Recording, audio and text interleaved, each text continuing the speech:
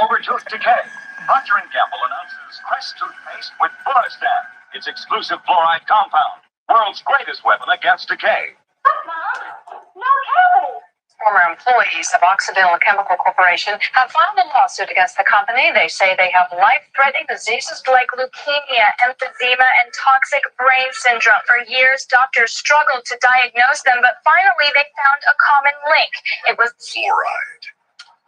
It's a byproduct that they can't do anything with. It's a poison, so they sell it. You allow industry to use your water supply to dispose of their hazardous waste. It was a scam from the get-go.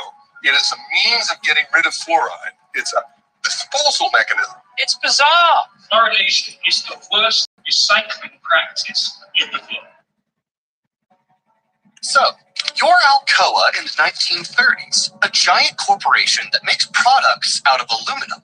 And honestly, you've created some pretty amazing things. Tea kettles, foil, airplane parts. But one thing that sucks about manufacturing aluminum is that it's a super messy process. Because, guess what? Raw aluminum doesn't come all perfect and soft and ready to be molded into a frying pan. It needs to be chemically processed and broken down. And this chemical process produces a lot of highly toxic chemicals like ammonia, methane, and fluoride.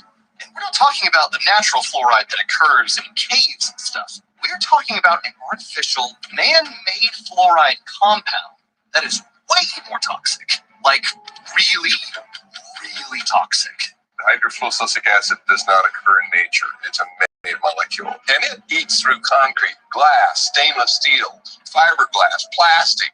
You name it, it'll eat it. The problem is, it would be super expensive to dispose of this toxic fluoride in a safe and responsible way. So, what's the 1930s factory owner to do? Why not pipe it into the air or dump it in the river? I mean, come on, it's the 1930s. This is the dawn of the industrial age. No one cares that factories are dumping toxic chemicals into the river. No one even knows what the long-term effects of these industrial waste chemicals are. They're too busy making up for prohibition or whatever people did in the 30s. So as the years went by, you continued to flood the rivers with this fluoride waste. And everything was going fine and dandy for decades. Until things started to go south. See, you've been dumping fluoride into the air and water for over 30 years now. And people were starting to notice. Alcoa factory workers were showing symptoms of poisoning from the fluoride gases. Cows from nearby farms were getting really weak. They couldn't even stand on their own anymore. And local dentists were starting to notice strange brown stains and chipping on the teeth of children who live nearby. Fluoride is starting to get bad press. And if that bad press continued, everyone would start connecting the dots to you and your fluoride river dumping frenzy. If that happens, you're going to be buried with expensive lawsuits. It would be the end of you. So if you want to survive this and thrive, then you got to do something drastic. You got to find a way to change the public's perception of fluoride from this toxic, poisonous chemical to something that's good for you. And this effort to rebrand fluoride into a healthy chemical would be one of the greatest propaganda efforts known to mankind. It's why today, fluoride has seeped into everything. It's in your toothpaste. chemical. You're going to put a chemical in my mouth? Tap water, table salt, bottled water. Yes, Crest can really reduce cavities because only Crest has Fluorostan, an exclusive stannous fluoride formula that protects your whole family. Chemical leak this afternoon in Rock Island. The chemical was so strong it was burning through the concrete there. It was just before 1 o'clock Thursday afternoon when hazmat crews were called to the Rock Island water treatment plant for a chemical spill coming from this tanker truck. The chemical hydrofluorosilicic acid is used to add fluoride to the plant's water. After several hours, crews were able to clean up the leak, allowing operations to return to normal. The treatment for water and the amount of water being used by the public, there's no effect on that. So why are we putting that in the water? The United States, Canada, Australia, Ireland, and New Zealand generously provide you with the fluoride in your tap water free of charge. Why? Because it's good for you, they say. It's good for teeth. It prevents cavities. To say things like tobacco is harmless, fluoride is harmless. Agent Orange is harmless, they say. DDT was harmless. That's this, right? Yeah. GMOs now, they say, are harmless. Long history of science selling out to corporate interests while the people are systematically poisoned. And to this day, people still believe fluoride is safe in the drinking water, and the majority of dentists still believe it's safe to put in toothpaste and to put in different types of compounds. When in reality, too much fluoride has been connected to brain damage, skeletal fluorosis, bone cancer, and lower IQ in children. What we did was we exposed them, let them drink the fluoride in the water for 6 to 20 weeks. The pattern that we saw typically is what we see with other neurotoxic agents that are well known to cause a hypoactivity or a memory problem or an IQ problem. When I first presented the results of these studies, one of the individuals sitting and listening to the results, he says, "Do you have any idea what you're saying?" He says, "You're telling us that we're reducing the IQ of children." And yet, the government won't let you escape it even if you wanted to. It's acidic. It'll kill you. And it all started because Alcoa didn't want to get sued. Welcome to Evil Food Supply, where we expose all the evils of our modern diet. Subscribe for more. And this is the evil history of fluoride. If it's such a simple issue, how is it that it's still going on after half a century? Fluoride is safe and effective, and it's one of the most inexpensive ways to really cut down on dental decay. Fluoridation of community water is extremely safe and extremely effective in preventing tooth decay. Science is on the side of fluoride being safe and effective. There is no controversy about this in the scientific community.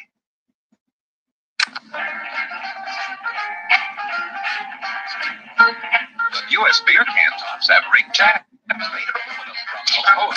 Now beer flavors.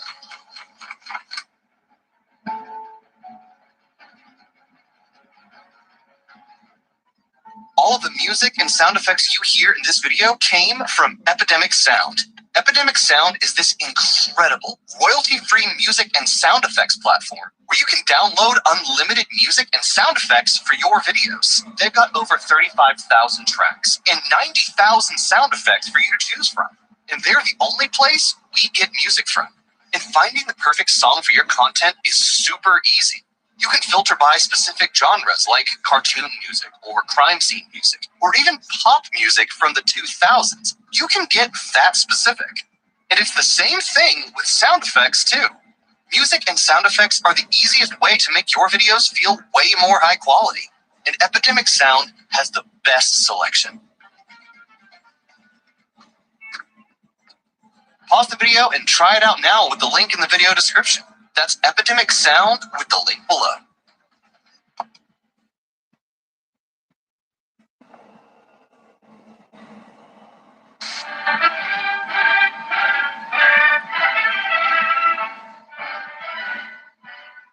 America prepares. All America alters its pattern of life and work to meet the demand for perfection.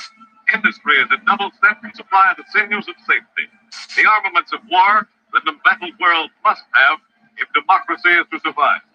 Early 1940s, the U.S. launched a little something called the Manhattan Project.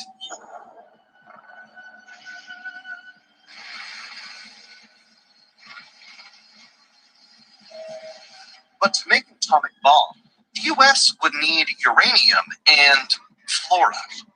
But not just a little bit of fluoride. We're talking tons of fluoride. Hundreds of tons, actually. Luckily, the U.S. knew just the affordable place to get all this fluoride from. American manufacturing factories like yours. As the head of Alcoa, you're all in, obviously. So you sign on the dotted line, turn your engines to max, and start producing as much fluoride as you possibly can. And other factories across America do the same. And at first, this seemed like a really good idea. I mean, hello, this is the stuff you would normally dump in the river, and now you're getting money for it? Plus, Uncle Sam needs us. America needs us. We are being patriots. But shortly into your war effort, things start to go downhill. The toxic gases from all this fluoride production was making your factory workers sick. sometimes even killing them. Chemical burns were showing up all over their bodies, including their eyes, throats, and esophagus. Fair-skinned men were leaving the factory with burnt red faces, which is why you made sure to only employ African Americans inside. Constant gas leaks and explosions would literally burn workers to death. One woman named Gloria Porter said that she saw a man get, quote, eaten alive, end quote, when a tank of hydrogen fluoride gas exploded in a factory in Cleveland. Another man reported that the fluoride dust would land on cars outside and dissolve the paint on contact. And even though they were working with highly toxic chemicals, all you gave these factory workers for safety equipment was a rag to put over their mouths. You gotta love the industrial age. Between June 1945 and October 1946, 477 factory workers were either injured or died from chemical-related accidents in these fluoride factories. And word was getting out. These factory workers lost their lives because of the poor working conditions you set up. Their families could sue you. In fact, they're probably talking to lawyers as we speak. And if they do sue you, your whole business and your life's work could go down the toilet. But luckily, there's one convenient benefit to fluoride that you can use to turn all this fluoride panic around.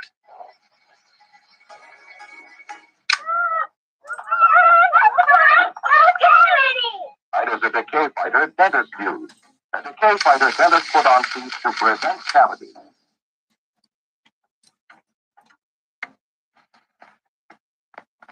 There's no such thing. Preventive medicine for teeth? For fewer cavities? Can't be done. It has. Now Gleam's done it. New Gleam put preventive medicine in a toothpaste for fewer cavities. What's preventive medicine? It's stannous fluoride plus stannous pyrophosphate. Gleam tastes great. No toothpaste fights cavities better. Preventive medicine for fewer cavities than New Gleam. I said it could be done. Back in 1901, a scientist named Frederick McKay started noticing a strange brown staining on his patient's teeth. This brown staining came out of nowhere and was only happening in his town. No other towns in the area had it, and this was pretty weird.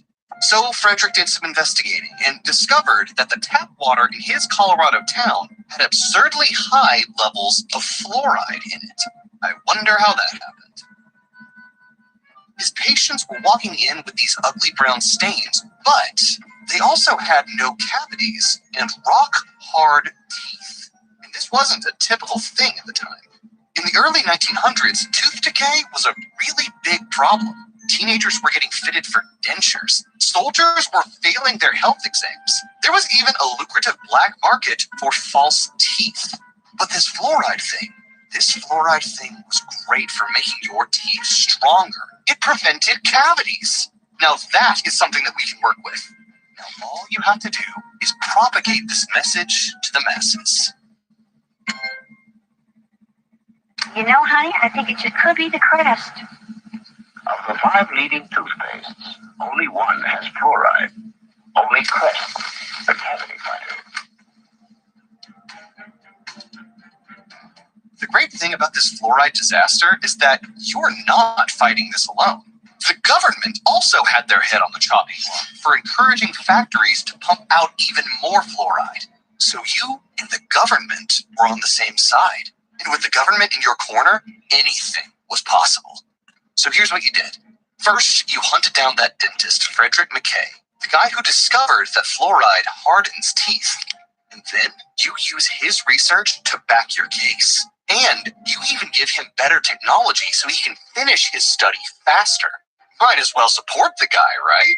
And then you present his study to cities all over America, saying that if these cities added fluoride to their tap water, it would prevent cavities. And guess what? They drank it up. Wanting to put a random chemical into everyone's water supply may sound crazy today from our point of view. But remember, this was around the end of World War II. Americans had just defeated Hitler. They defeated Japan. They saved the world. And after winning such a vicious war, back home, they naturally became overprotective. They wanted to protect the masses from everything, to prevent bad stuff from happening ever again. So adding fluoride into the water supply to protect people's teeth? Why not? We can't trust them to take care of themselves. So it was no surprise that in 1945, Grand Rapids, Michigan, signed up to be the first trial city, the first city in the world to have fluoridated water. And after just 6 years, you found out that the fluoride actually worked. Tooth decay did in fact go down. Pretty soon, other cities start getting excited about fluoridation. Because who doesn't want clean, white, shiny teeth? Fluoride was successfully a positive thing right in front of your eyes. However, the true genius of this master plan was that the more cities you get to dump fluoride in their water, the less of a chance you'll get sued. After all, fluoride is good for you. We've actually been doing America a favor. And when scientists come forward and question you on the safety of fluoride, like Kai Roholm and later on Frederick McKay himself, you simply pump out more studies that refute them. You open a lab at the University of Rochester that's dedicated to the study of fluoride, and you fill it with the researchers from the Manhattan Project, just to keep it in the family. You even start your own academic journal on tooth decay called Dental Caries, and make fluoride the star. The naysayers were no match for your expert propaganda. And by 1955, Crest releases a new product that would be the last nail in the coffin for fluoride's new positive public image. Crest toothpaste with Floristan. So no wonder where we are, there's a dental place, and where we are today, you see the prices. Is to get an exam. Here you need to pay is to get exam and they just view without any work. So a TAFE, you have to pay 25 quid. It's around $30, 30 euros. That's right, mate. Exclusive fluoride compound that's far superior to fluoride alone. The world's first fluoride toothpaste. They actually started working with the fluoride and did the original toxicology studies. And they described what happened to some of these people when they were accidentally overexposed to fluoride. Patrick, have you never wondered why I drink only distilled water or rainwater? By the 1970s, fluoride had become a beloved household name. And sure, there were a few fringe conspiracy theorists who would say that fluoridation is part of the communist plot to turn us into brain-dead atheist slaves, but luckily, you have almost every dentist in America to back up your fluoride claims. I mean, it does prevent dental decay, doesn't it? And do we really want to go back to wearing dentures made from donkey teeth?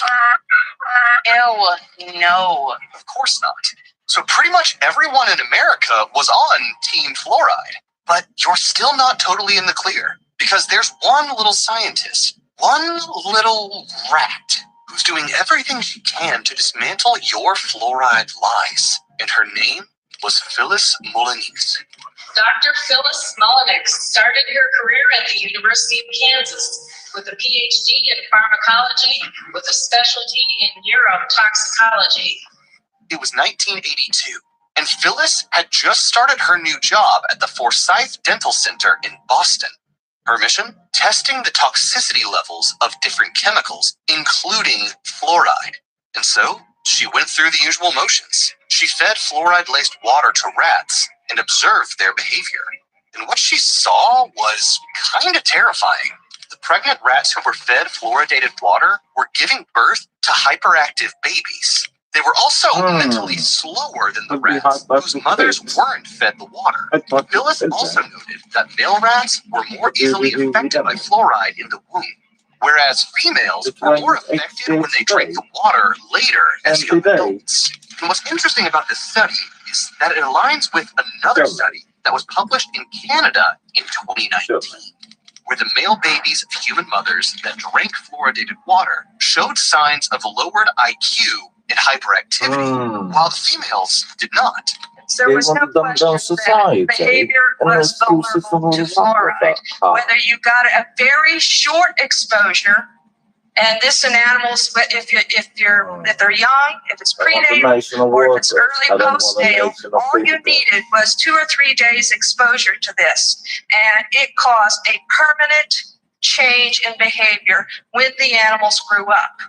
Phyllis got pretty excited about this. So excited that she typed out a whole paper and submitted it to the Journal of Neurotoxicology and Teratology. What she didn't know was that she was being watched by none other than Harold Hodge, the head researcher of the Manhattan Project. Yeah, he was still alive at the time, and Hodge was really not happy about this nonsense on the toxicity of fluoride. Sure, he was super old now, but he still didn't want anything to ruin the sparkling clean image of fluoride that he worked tirelessly to build. Plus, if people find out that fluoride really was toxic, then he would definitely get sued or go to jail. And so would all the other companies who poisoned those workers during the days of the Manhattan Project. To top all this off, the dental center also didn't want this paper published because they're being funded by pro-fluoride organizations. And that would be a huge conflict of interest. So, yeah, this meddling lady needs to go. So what do? You corner the rat and threaten to fire her if she publishes the paper. And what did Phyllis do in response? She published it anyway. After Phyllis turned in her lab coat, she found out the truth on who this Hodge guy really was and why he was always hovering over her experiments at the dental center. It can reduce decay, and 5,000 kids like me will prove it. New toothpaste fights cavities better than New Clean. And Clean tastes good. What do you know about fluoride in the water? It's in the water to prevent tooth decay. It's a good thing, Rhett. That's what they want you to believe. Dude, the fact that you can't drink water out of a river anywhere. Stop right there. You know what? Fluoride protects your teeth and is perfectly healthy for you. Well, if Jam says that, then he is a lying idiot. And if you believe it, then so are you. Fast forward to today, and fluoride is still a really big household name. And anyone who questions it is instantly labeled as a conspiracy theorist of Alex Jones standards. Anyone who brings up fluoride to Congress gets questioned. You cited several studies, which were very interesting. Are these basically independent studies with no peer review, or has there been sufficient peer review to give these studies more credibility or not? But the reality is, fluoride is a double-edged sword.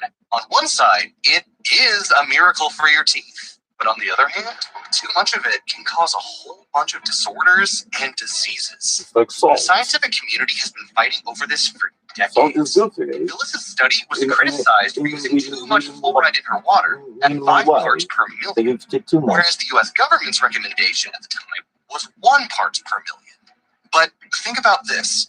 Just because you mix fluoride into the water supply at 1 parts per million doesn't mean that's what people are actually consuming. What about all food products that are made with fluoridated water? Raisins contain fluoride at 2.34 parts per million, wine at 2.02 parts per million, and black tea at 3.73.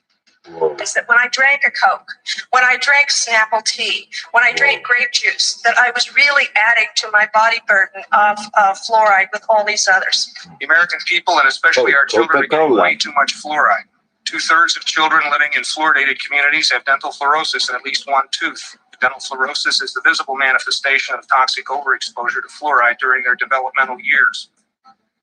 Let's not forget the undisclosed dumping of fluoride by factories into the water and air. So that 1 part per million turns to 2 parts, 3 parts, 4 parts pretty fast, with fluoridated water at 4 ppm being found to cause bone fractures and skeletal fluorosis in children. It all depends on how much fluoride you actually consume, not how much the government dumps in the water supply, which is next to impossible for the average person to calculate.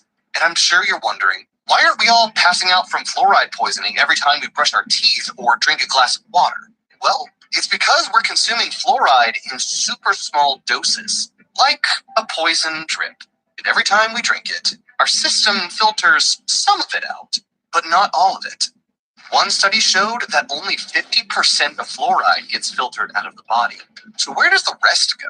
It gets absorbed into your bones. And according to Phyllis, it also absorbs into your brain, one drop at a time. Cavity, so I'm gonna bite. It's got fluoride in it. And fluoride is far from the only questionable thing in our modern diet. Next up on Evil Food Supply, we're going to expose today's artificial meat industry and how they've hijacked your compassion for animals to sell you fake meat made out of cheap, profitable, synthetic chemicals. Click the card on the screen to watch now, or subscribe if it's not out yet.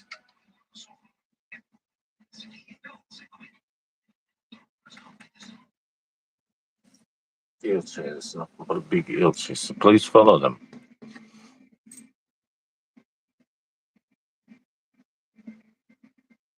Let's do the next one. Body count of Clintons is well over 100 that they killed. The Clintons? Yes, the Clintons have killed over 100 people. So, they know it's true. But everybody knows Clinton body count's about 130. Yeah. A ridiculous amount of people very close to the Clintons have died.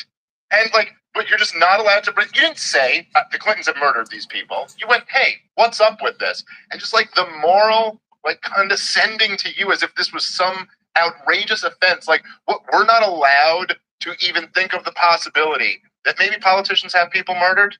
Now we're being naive, Kay. You know, that famous line from The Godfather. Look, these people, the Clintons, these are people who we all know have had people murdered in mass numbers. We just call that foreign policy.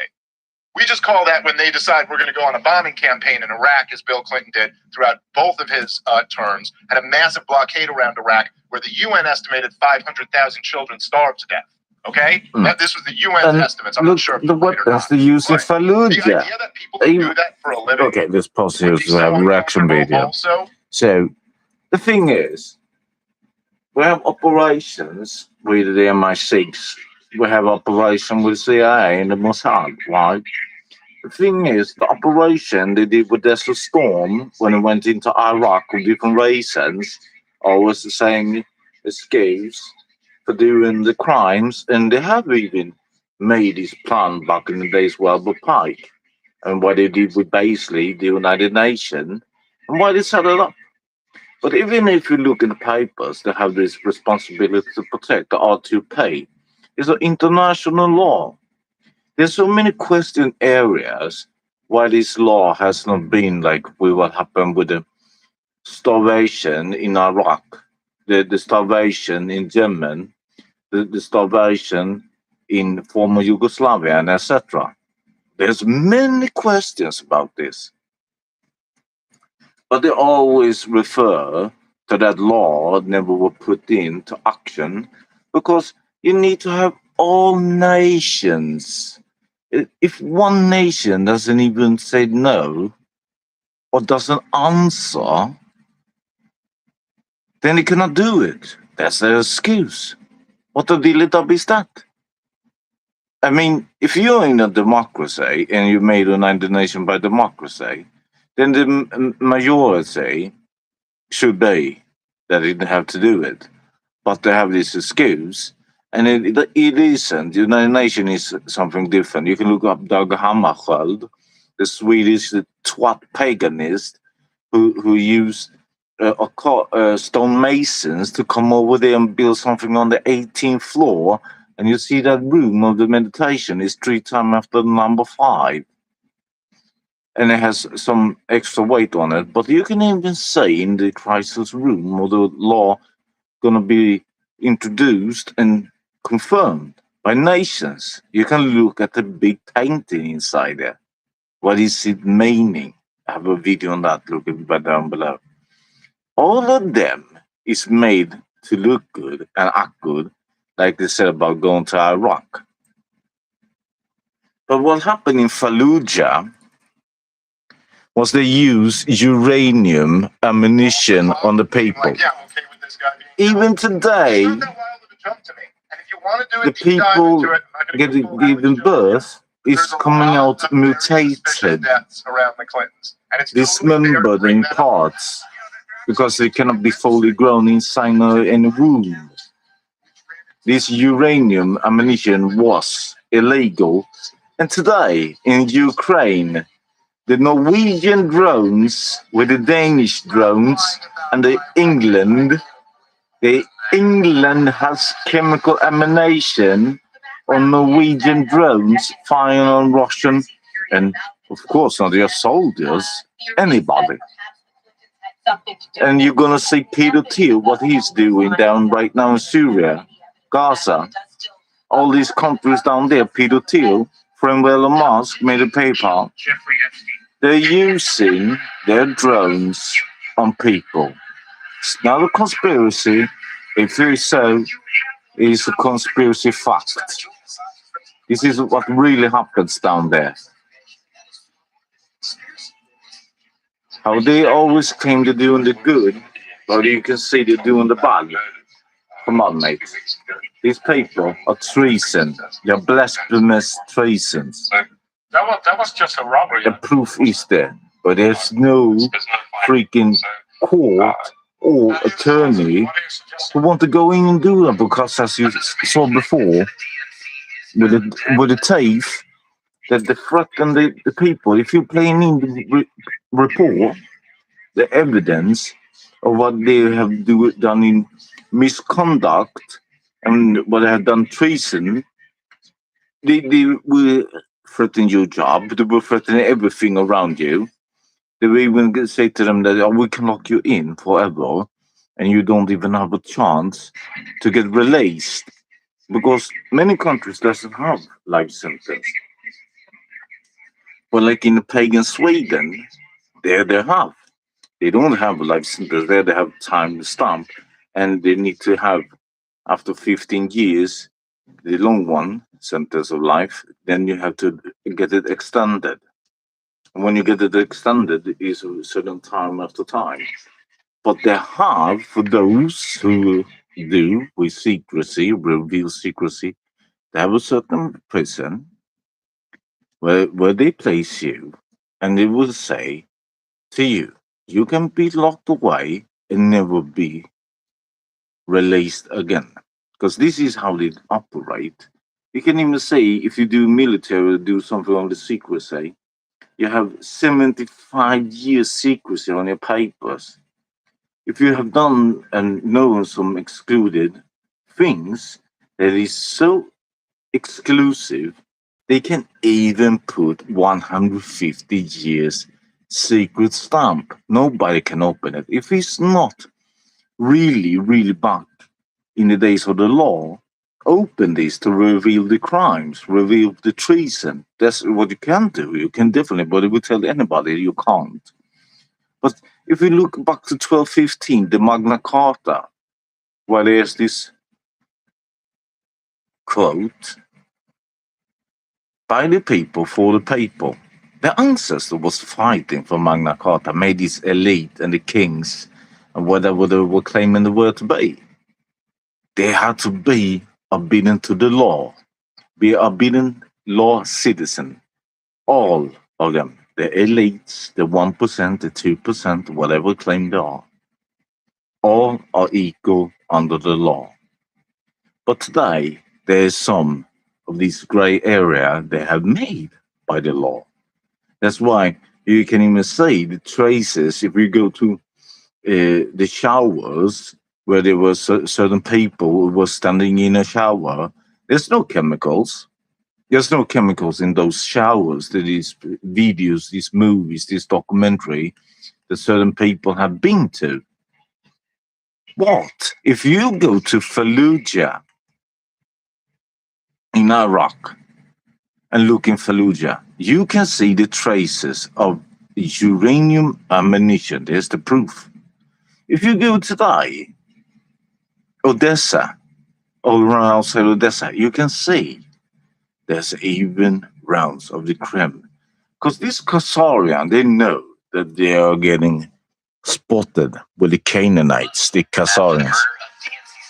And look, these crypto Judays, these Khazarian, what they really are. Mysterious death of Sean Lucas and his involvement with the party's email scandal. You came, saw, died.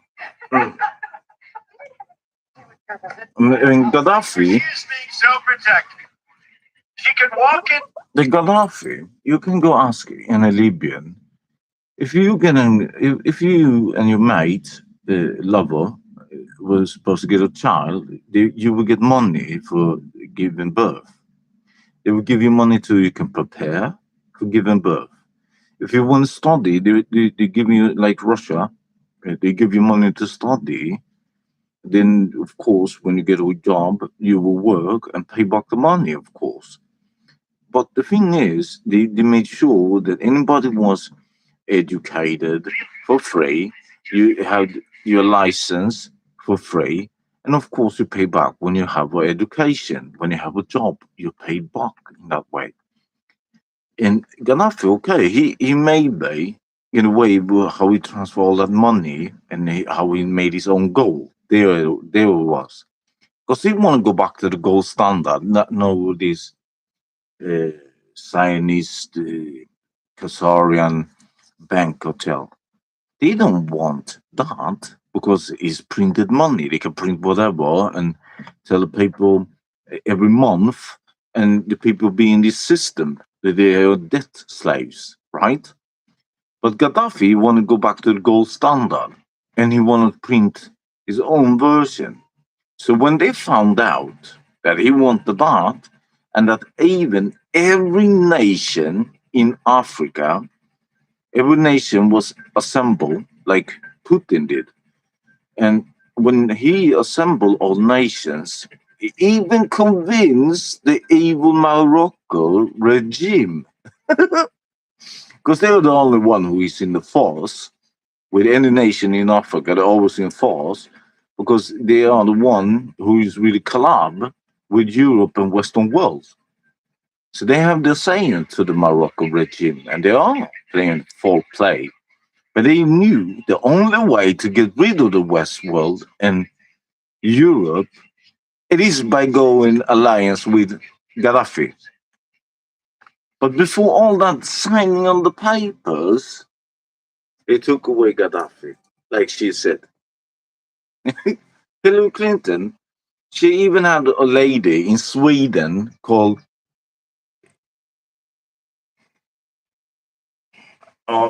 in a way of the 30,000 email conspiracy. And Anna Lind, even her mate, her girlfriend mate, had saying that even Anna Lind had a fire spirit in her. The fire spirit, the spirit of fire, is the anti, Messiah.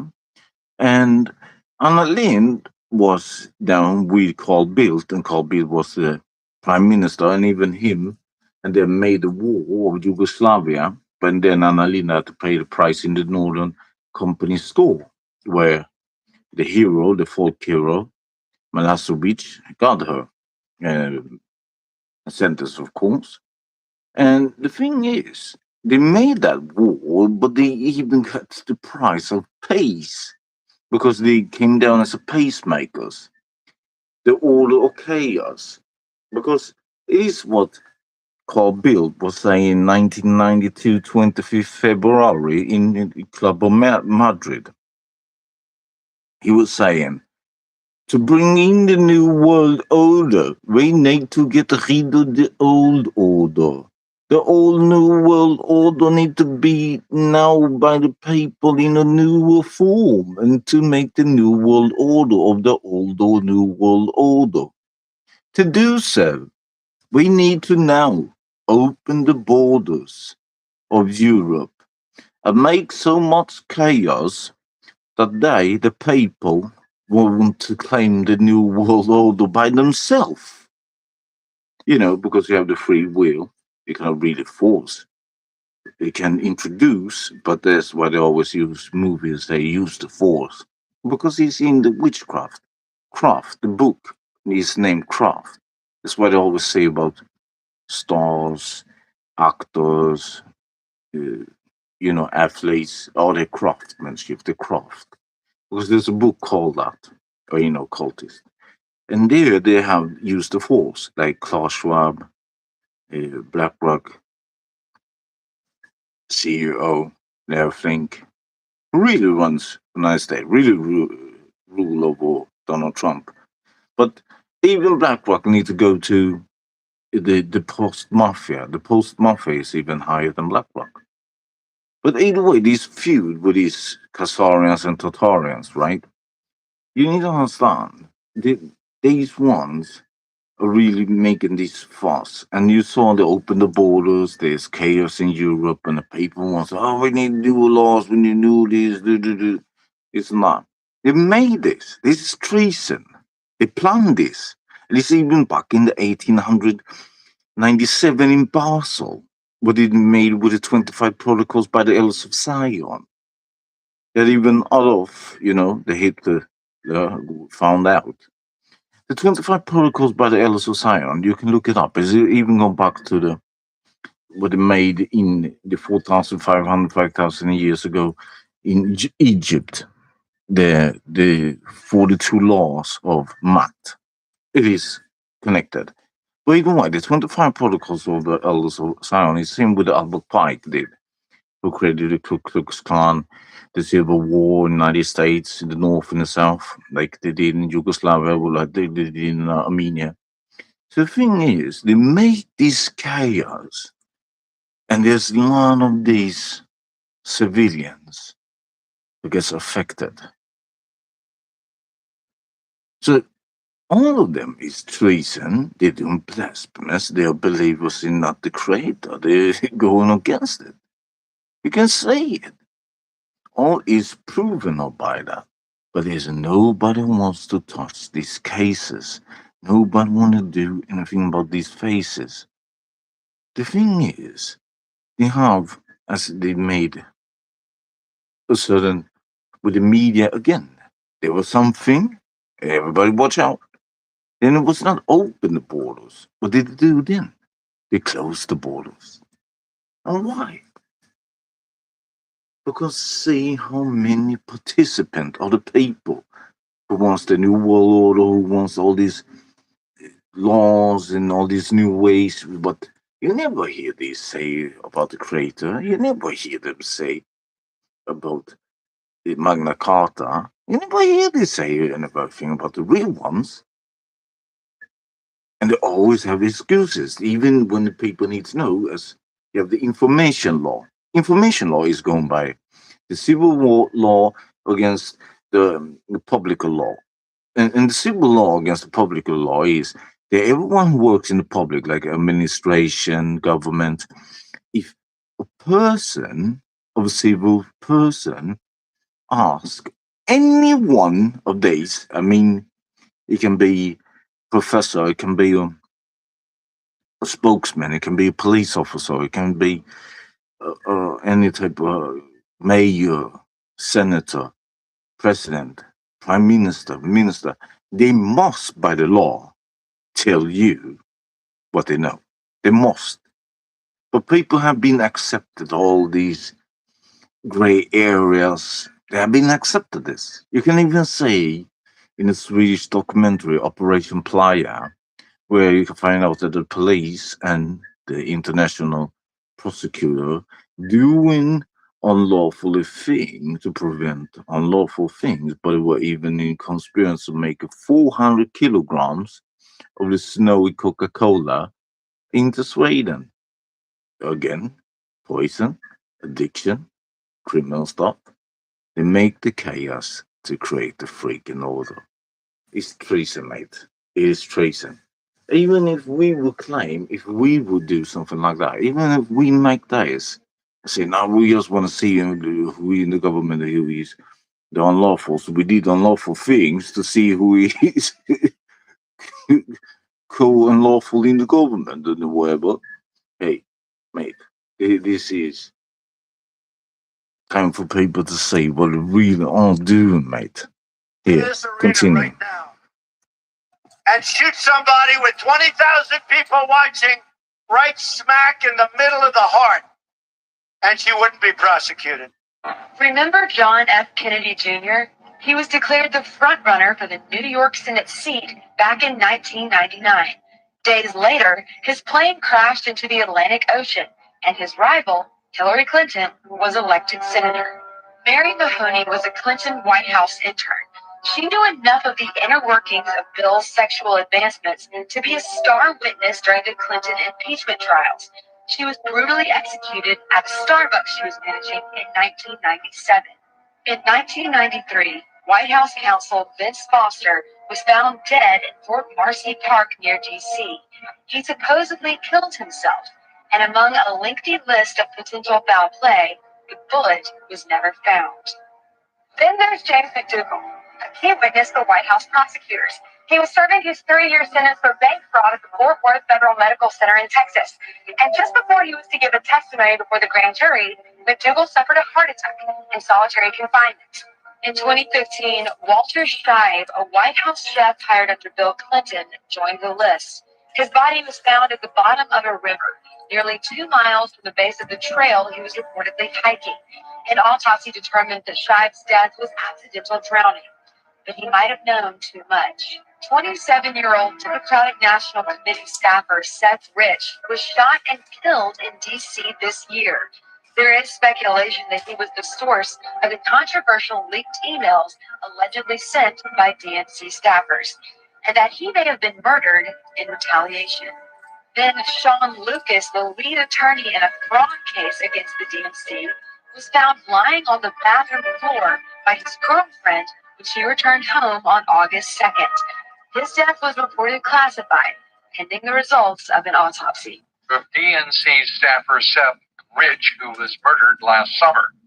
A federal investigator telling Fox News that an FBI forensic report of Rich's computer showed he made contact with WikiLeaks through a former reporter and London-based WikiLeaks director, Gavin McFadden.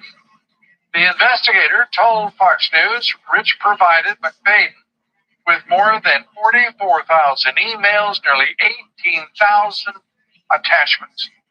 Rich was murdered near his D.C. home on the morning of July 10th, but his wallet, his cell phone, his watch not taken.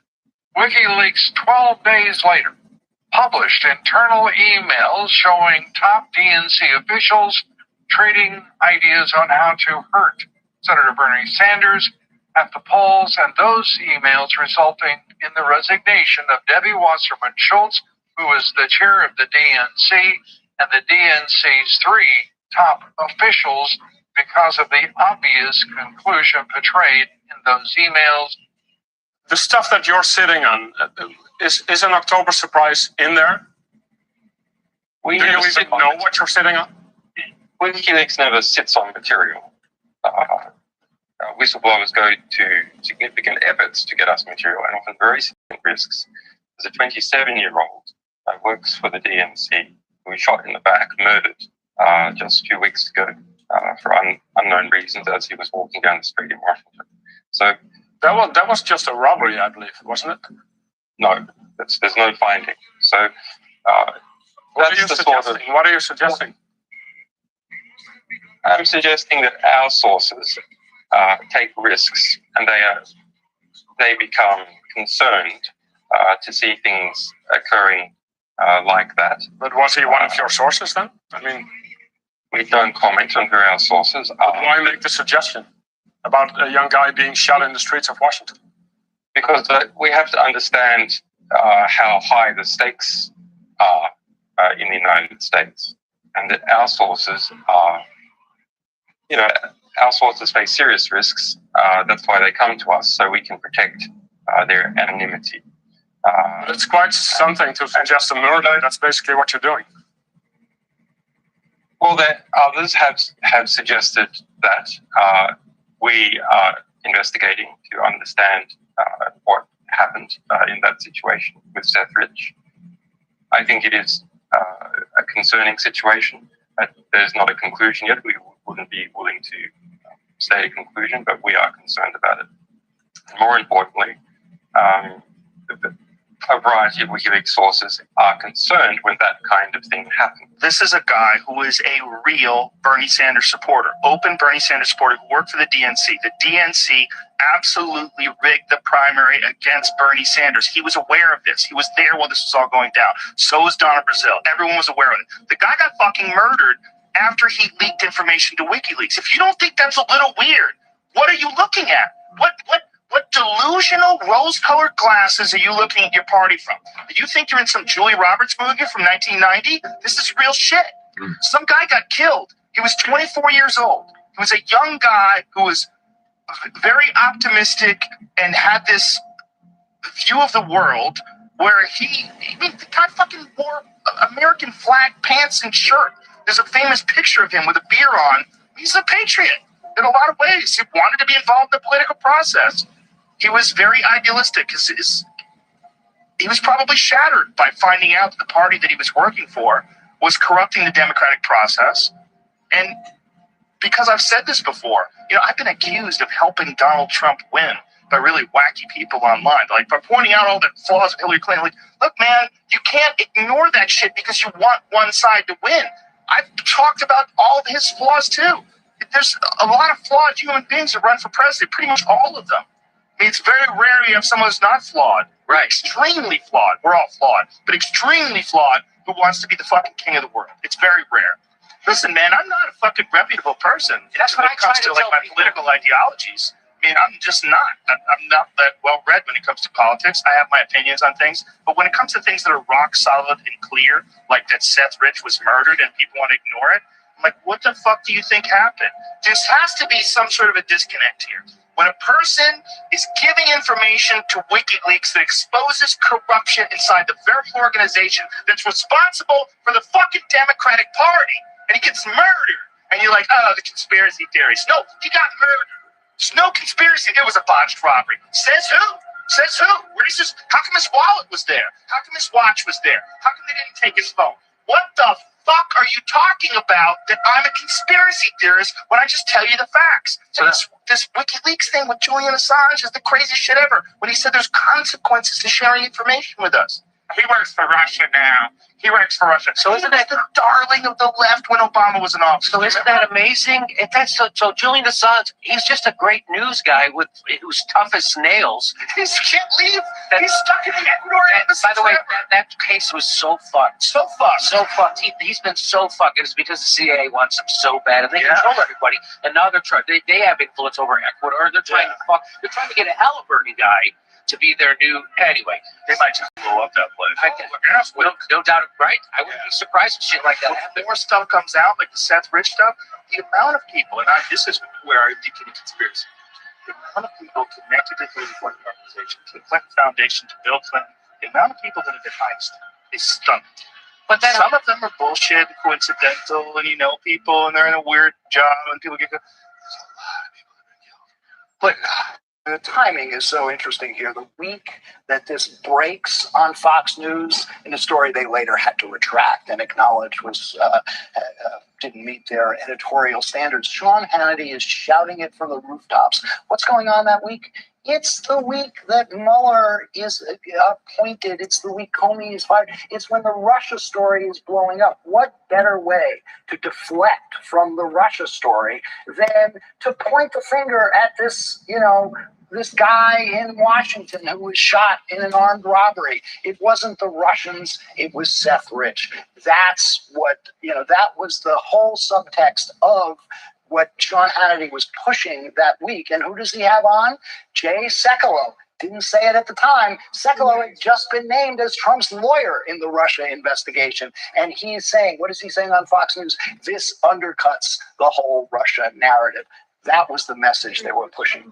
So the predicate for all of this, I think, maybe even earlier, but to my knowledge, late in the summer of 2016, with the hacking of the DNC and the emails from the DNC. And the FBI never investigated it, never investigated the actual, the physical removal of this data from their servers. Instead, a company called CrowdStrike, which worked for the Democratic Party, did. And then exactly at that moment, or right around that moment, a DNC staffer was killed in Washington, D.C. in an apparent robbery. in which nothing was taken from him, that I happen to know for a fact, the MPD, the Metropolitan Police Department, was like bizarre. They kind of didn't believe it. A Fox News host went on air and asked questions about this killing. Why wouldn't you? And the parents of the man who was killed either sued, or I think they sued. They certainly threatened to sue, and basically scared the crap out of everyone. So no one's ever asked a question about it since. They hired a private investigator who looked around. In that case, I remember, and there were some odd details there.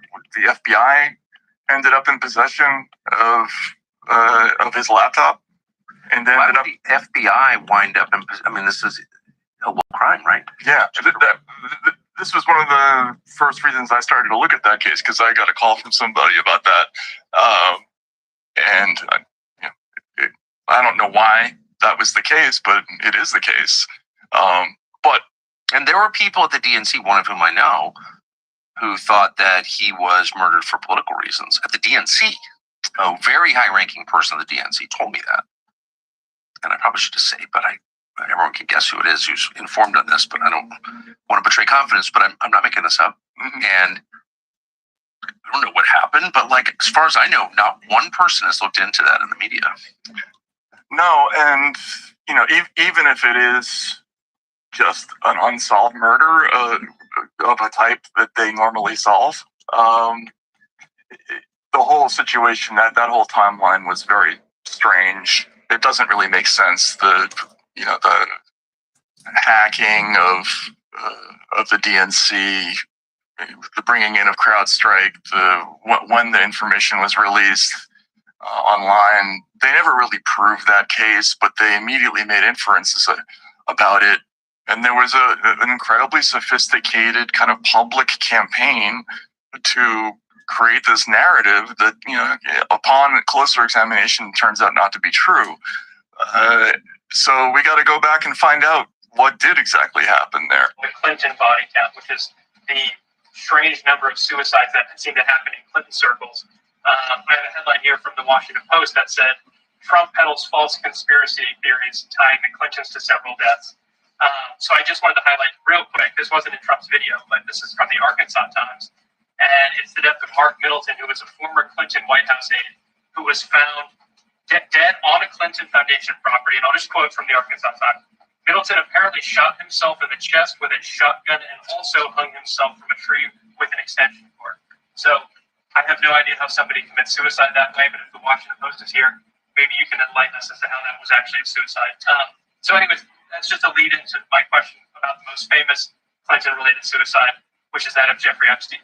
So today we're going to look at yet again another mysterious ending to a former Clinton associate, Mark Middleton, a 59-year-old longtime special advisor for the Clinton administration when he was president, who it appears in the 1990s served as a conduit between Clinton and the late billionaire Jeff Epstein. Arranged at least 7 of the 17 visits that Epstein paid to the White House and flew on the Lolita Express several times himself, according to Daily Mail. Mark Middleton was a family man. If you like this, he had a comment below family-owned if you want to see Middleton about the Heaton Obama. air high-vac business. Oh, businessmen probably had plenty of money, was doing fine, in fact, had really nothing to gain by working for the Clintons, apparently. But here's where it gets weird. Sometime on May 7th, Mark Middleton decided to drive 30 miles away from his home to the Heifer Ranch in Perryville, and both hung and shot himself with a shotgun at the same time. He reportedly used an extension cord as a noose and created a makeshift gallows underneath the tree, which appeared to be there as a failsafe in case a shotgun blast didn't end him. So apparently he went to this ranch, a place he had allegedly never been before and had no reason to be at, found a tree, pulled a table over there, got on that table, took an extension cord, put it around a limb, put it around his neck, and shot himself in the chest with a shotgun somehow, and then dropped with the extension cord around his neck just to make sure that he would end it all. That's pretty elaborate. I don't know if you've ever seen what a shotgun could do to a pumpkin, but I wouldn't really worry about surviving a close-range shot from one of those. Ranch workers found Middleton's car in the parking lot and notified the sheriff, and his body was found shortly afterwards. He was not invited to the property, and the staff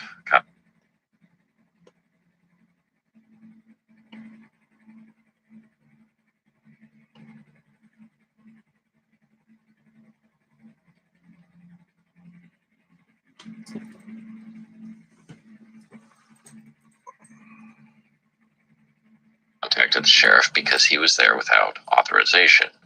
And again, there has been no links established to why he would have ever traveled to that ranch in the first place.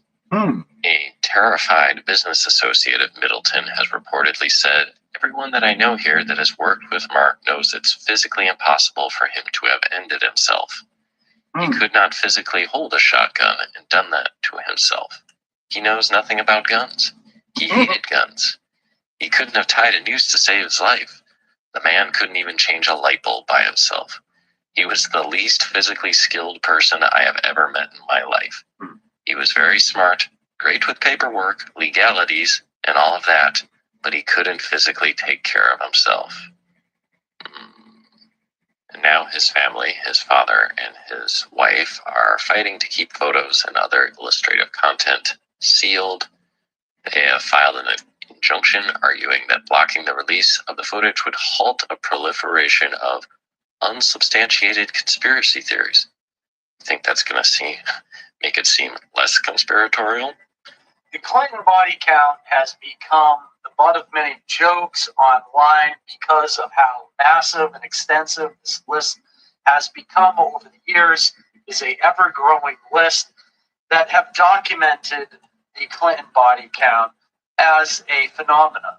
And it is a phenomenon of people that have died in mysterious circumstances surrounding the Clintons. And we will go ahead and document as many of them as we can, and as many of them as exist now, as this list is ever growing. This is the one that's kind of weird. And first thing I ask myself is, how the hell is our guy here, Anthony Weiner, still alive? What do you mean by that? Well, when you go through the list of people that have been close to Hillary Clinton and the Clintons and the death pool, this is not a conspiracy. You got the names of James McDougal, okay, Clinton's convicted Whitewater partner, died of an apparent heart attack.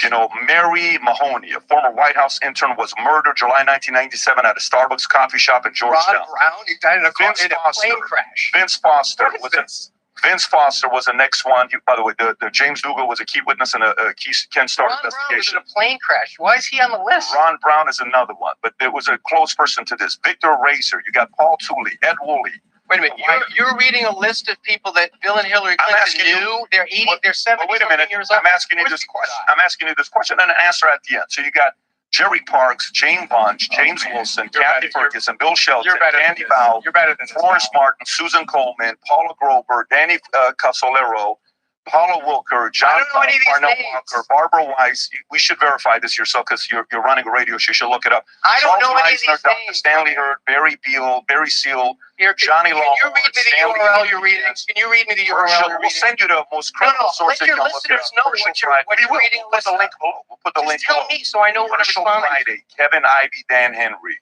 Keith Coney. And these were part of the Ivy Henry case. Keith McCaskill. What's the Ivy Henry case? You can look it up. Ivy Henry case. So Gregory Collins, Jeff Rhodes, James Millen, Richard Winter, and then you got the close bodyguards, Major William Markley, Captain Scott Reynolds, Brian Hanley, Tim Sable. You don't even know what you're reading a list of. How is this? Robert Kelly, Colonel Gary Rhodes, Steve Wills, Robert Williams, Conway LeBrew, Todd McKeon. I'm done. It's 46 names. And of what? Can you read me the list? Can you read me the URL so I know what you're going to list of? When I finish this, still in the storm.com. So here's the question for you. Because millions of people are not convinced Hillary Clinton is again with the other people. Including myself. How is it when you think about other candidates, okay, everybody has a stereotype. You have a reputation whether you like it or not. What's your reputation? Your reputation is you like to text underage girls and you like to talk to girls and you sex sending pictures of your dangling. That's your reputation. Whatever you do, you can't do anything about it. Adam has a reputation. Adam is a playboy in Miami. Better get back to that list of strangers. Trust me, I'm getting back to it. How is it that in the last 50 years, we don't have a single candidate? Everybody has their own. John F. K. was a playboy with Marilyn Monroe. Trump, Karen McDougal, Stormy Daniels. You know, George Bush linked to 9/11 and weapons of mass destruction. Bill Clinton linked to Arkansas women, all this others. Everybody has a reputation. How is it that the reputation that follows them is people close to them die?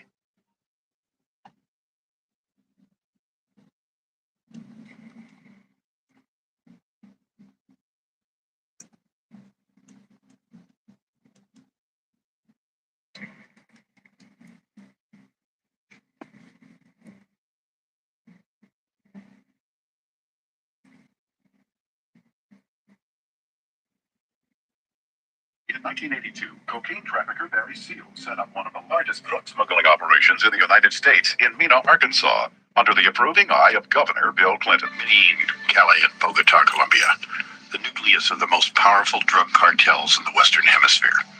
2,000 miles away, hidden in the mountains of western Arkansas's Ouachita National Forest, lies a transshipment point for these cartels. U.S. Customs has estimated that at least 75% of all drug smuggling aircraft have passed through the Mena, Arkansas airport for one reason or another. During the early to mid-1980s, Mena served as a sanctuary for Adler, Barham, and Seal, one of the biggest, if not the most famous of all importers of illegal drugs into this country. Barry Seal was a drug smuggler, and he tried to set it up in his home state of Louisiana, but they wouldn't let him. He had to come to a state that had a sleazy governor hooked on cocaine. To carry out my first trial run operation. An enormous quantity of cocaine had been flown in on one of these operations. I was to deliver it into the neighboring state of Arkansas. By that time, Bill Clinton's drug operation was in full swing. He was governor of Arkansas, and I delivered this cocaine to a remote airport in Ouachita Forest, which I've since identified as Mena Airport. I also delivered a little packet of information and a small quantity of cocaine, a personal stash from J. Bennett Johnston, to Bill Clinton.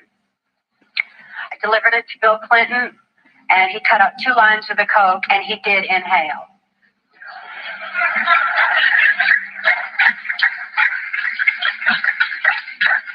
That certainly wasn't the only time I saw Bill Clinton using cocaine.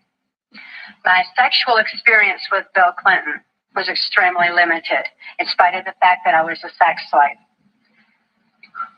It was my experience that Bill Clinton is bisexual, leaning far more towards a homosexual end. All I've ever seen him involved in was the homosexual activity, with very limited experience with him myself. Whereas my experience was much more prevalent with Hillary Clinton, because Hillary is also bisexual, leaning more towards a homosexual end, and it was she who accessed my sex programming to fulfill her perversions. There were 100 million a month in cocaine coming in and out of Mena, Arkansas. They had a problem. There was so much money in cocaine, 100 million. You create a problem in a little state like Arkansas. How do you clean $100 million a month? For about 2 months, I watched the accounts accumulate money. At the end of the month, they zero balance. There were 100 drug money.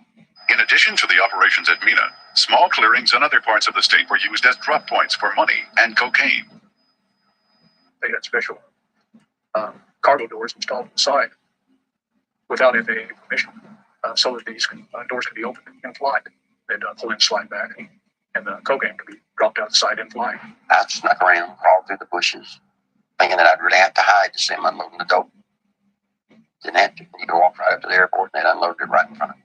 They didn't care. Clinton had integrated a number of corrupt cops, judges, and politicians into high-level positions to ensure the continued success of the drug smuggling and money laundering operations. For 15 years, I did not encounter anything like the corruption which I encountered after the Mena investigation. All of this drug run, all of the trafficking drugs, sending them all over the nation. Came out of Little Mean, Arkansas, right under the nose of little Governor Billy Clinton. Bill Clinton controlled the legal system. He controlled the judges. He controlled the attorneys. He controlled the banks. It's just a small state, a one-party state.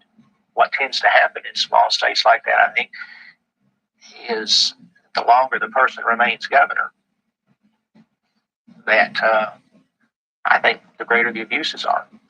The Mita story is a tale of drugs, guns, money laundering, and murder, involving an unholy alliance between organized crime, high-ranking U.S. political figures, and the drug kingpins of Colombia.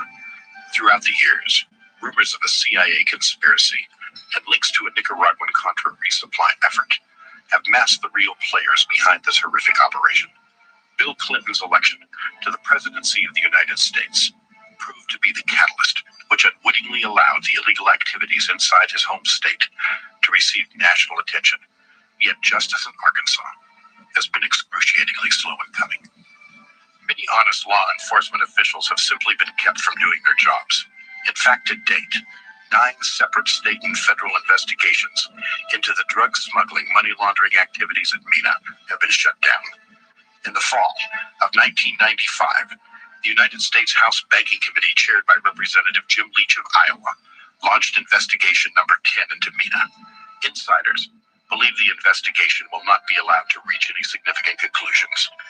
At a press conference on October 7th, 1994, the president was asked if he had any knowledge of Mina's drug smuggling, money laundering operations. No, they didn't tell me anything about it. They didn't say anything to me about it. The airport in question and all the events in question were the subject of state and federal inquiries. It was primarily a matter for federal jurisdiction. The state really had next to nothing to do with it. The local prosecutor did conduct an investigation based on what was within the jurisdiction of state law. The rest of it was under jurisdiction of the United States attorneys who were appointed successively by previous administrations. We had nothing, zero, to do with it, and everybody who's ever looked into it knows that. As governor, Clinton had repeatedly stated that Mina was a federal problem, and as a result, his hands were tied. Although untrue, Clinton managed to shift the blame away from himself. However, with his election to the presidency, Clinton no longer had any excuse. The question must be asked, if drug smuggling activities at Mina are continuing today, as the evidence suggests, why has Clinton allowed it?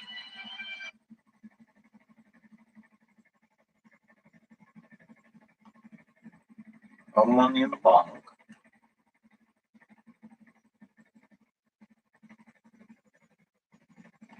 Once you get the money, then you get the power. Right? And you heard what he said in this documentary. It was unholy stuff they even did.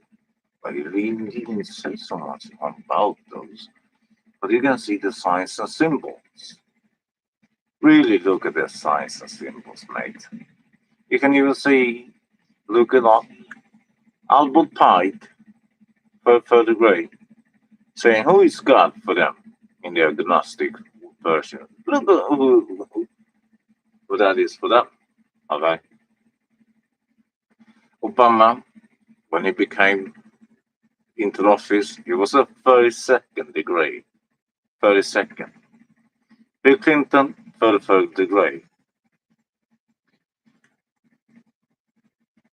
The 27th degree and 33rd degree, York Rite and Scottish Rite, and 5th degree highest in the synagogue and church of Satan. Magas, is Donald, you know. These guys are another one. They are really, really into it. You can look at who what they believe in, mate. And they can say. And say, of course, really, mate. Really, they're into me.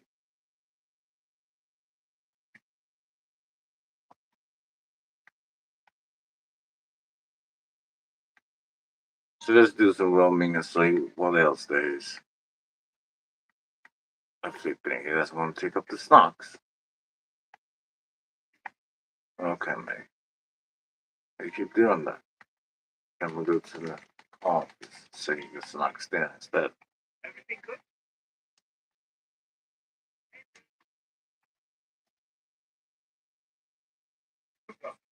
Take care.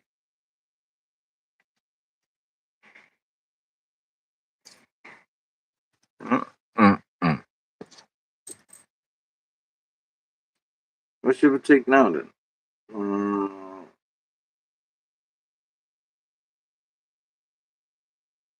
Let's do some of Tyler Hansen. Or the Facebook montage. We take the Facebook montage. Let me give you a little inside information about God.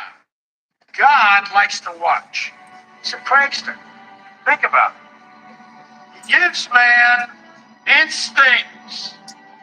He gives you this extraordinary gift, and then what does he do? I swear, for his own amusement, his own private, cosmic gag reel, he sets the rules in opposition. It's the goof of all time. Look, but don't touch. Touch, but don't taste. Taste, don't swallow. And while you're jumping from one foot to the next, what is he doing? He's laughing his sick fucking ass off. He's a tight ass. He's a sadist. He's an absentee landlord. Worship that? Never. God likes to watch. You know why they call themselves the free? He gives man The free Amazon. Do you know why they call themselves that? Even in the Gnostic, what the G is standing for, it's not just gay. It's standing for Gnostiness. The thing is with them, they have in the books on the 1% of their own international club, what they're saying about the true creator, that it has too many laws, too many rules, and these ones, these fallen angels, they want to be free. Why do you think they call them themselves? The Ma-son. The word comes from Mat, the sons of Mat. That's why they have the 42 laws, 42 principles of Mat. They want to be free. They don't want to be, they want to be like God, be everywhere, create anything, everything, and rule everything. Be free. Don't be any by rules and laws or principles. But they give everybody else that. But not them. Why do you think so many actors in these hip hop rap artists? Look it up, these rap artists, when he say how do he beat his cases because he's a free mage Amazon. Okay? Look it up. You know, when all of them get sentenced, where you can say in court and it's not, do you think they go to same prison as others? Look up even the prison now, the Peter Takashi. I don't like him because of many ways, but that's one thing. Takashi is by 3 months. They had to take him out. And now we're going to come back as a clone, of course, because to make a full-grown human clone, you can see Bill Clinton. Clinton, we see before. I have this also with Clinton, the video, we can look at that. When Clinton says about there shall not be any more anybody can clone center, okay? Nobody can clone more. It's in a certain way. And even, as you can see here, the dualistic form, so many things, signs and symbols in this game, it's insane. I can make hours content of that. Comment below if you want to see hours content exposed in GTA. But either way, the thing is, with the cloning center of the country, now you can see he had the enlightenment here, he had the blonde here, but he spoke too much. And he go into prison that is 3 months. Look at the guards.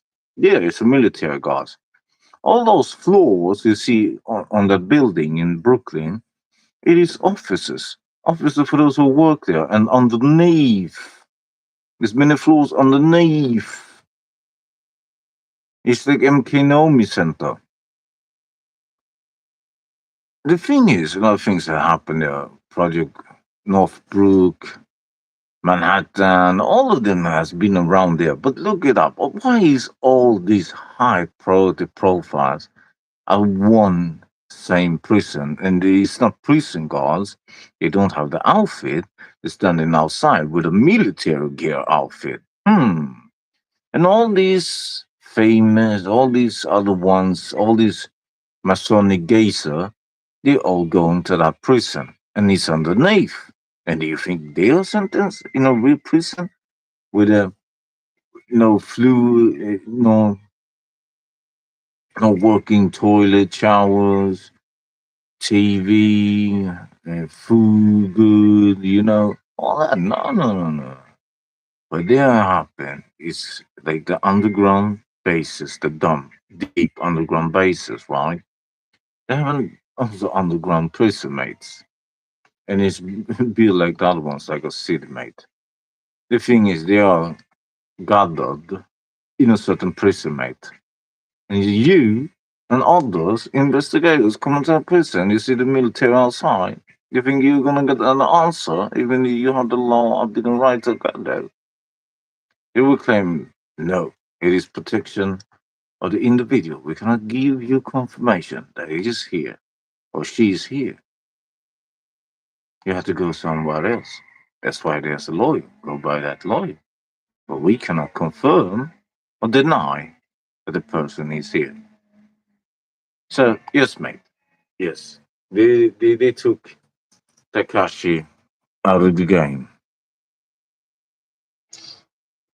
He gives you this extraordinary gift, and then what does he do? I swear, for his own amusement, his own private, cosmic gag reel, he sets the rules in opposition.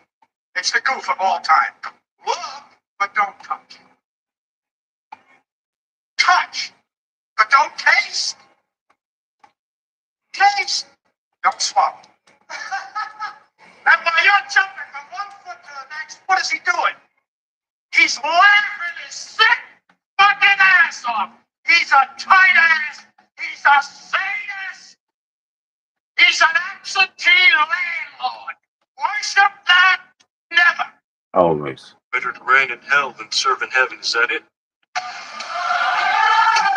The faithful servant of righteousness is. Wanda told us earlier this month that she could not have. We can never get our wings. We can never get our soul. We can never get our divine because we're on the narrow path.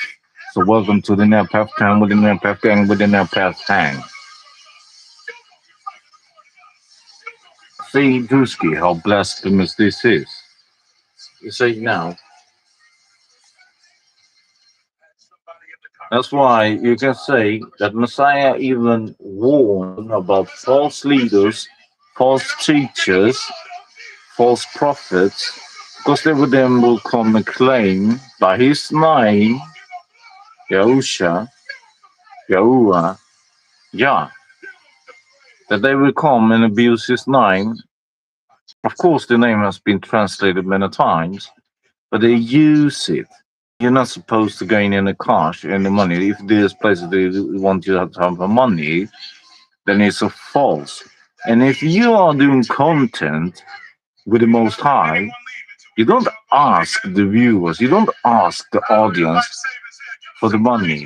You ask them to listen with your heart, listen with your mind, and see if you can find what is with the gospel, the truth.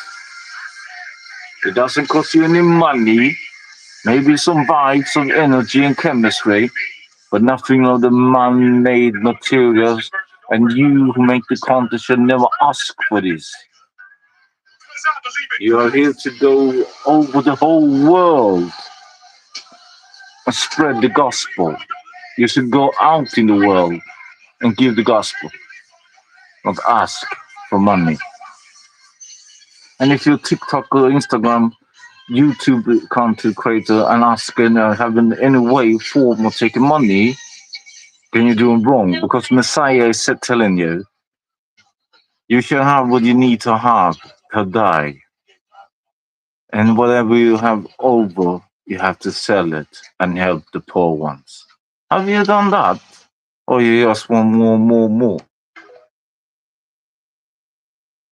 I remember it says, it's not about Moses' law, it is the law by I am who I am. Y'all can't be this delusional, bro. He's not mocking God. He's exposing the church. He's exposing the pastors. He's not mocking. He's And this is mocking the pastors. Johnson.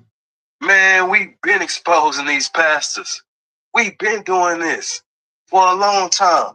Content creators been exposing all these churches and all these pastors, bro. This is nothing new. All of a sudden, a streamer or whatever he is decides to do a skit about it. Oh, this is the realest thing I ever saw. He's exposing the pastors. He's telling the truth about the church like it's something new. Now, a lot of people kept saying, he's not wrong though, bro. He's telling the truth. Let me tell you how he's wrong. These so-called pastors that he was exposing is responsible for leading God's sheep. Now, we know already that they mocking God.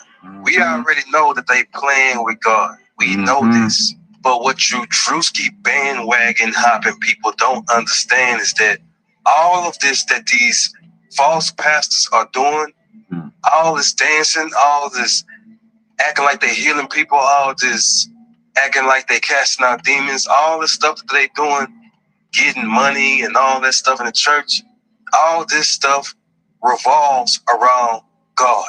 What Drewski is doing is capitalizing off of it and turning it into entertainment. No different than what these so-called false pastors been doing. So he's capitalizing off of it and turning it into entertainment, turning it into a trend instead of properly calling out the error and correcting it. He's no different than them. They are all about entertainment. They are all about show and prosperity. This is nothing but an opportunity to trend. And that's exactly what you see what's going on social media. He's trending. Instead of taking it serious, people are laughing and joking about it. They're not thankful. Oh, he exposed the church. Oh, wow. Now I know the truth. They're not thankful and saying stuff like that. They are laughing, joking, laughing emojis, and making a joke about it, which means that they are not taking God serious at all. When y'all go wake up and understand this world is a stage. It's a circus full of clowns. And that's not an insult. What's a clown? A clown is someone who entertains. That's exactly what they're giving you. Entertainment. They're not exposing nothing. They're not giving you no truth. The truth was already out there. The same delusional people that's applauding this, it's going to be the same delusional people that's going to be deceived by the Antichrist. Because they are so easy to deceive. All you have to do is get a celebrity, somebody who they follow and worship, do this stuff, and they gonna fall for it. Y'all need to wake up, because most of these celebrities who y'all love are control opposition. And right now, y'all being controlled.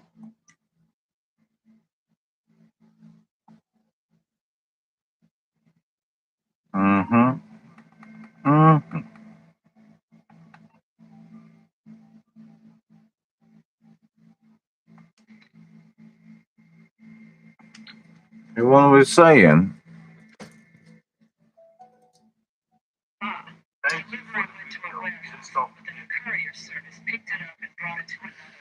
for this reason, sends them a powerful delusion that we believe in the lie, so that all will be condemned, who have not believed in the truth, but have been delighted of the wickedness. 2 Thessalonians 11-12. That's right. Jag får upp.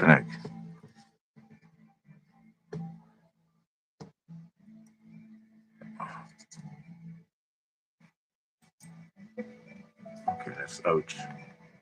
Thank you for the video. Just don't forget, as Christians, we shouldn't be cursing. Have a blessed day. Who is we? I don't belong to no religion, especially Christianity. I ain't no Christian. Never said I was Christian. I don't belong belong to no religion. There's no religion in the Bible. You probably call yourself a Christian because you represent Jesus, right?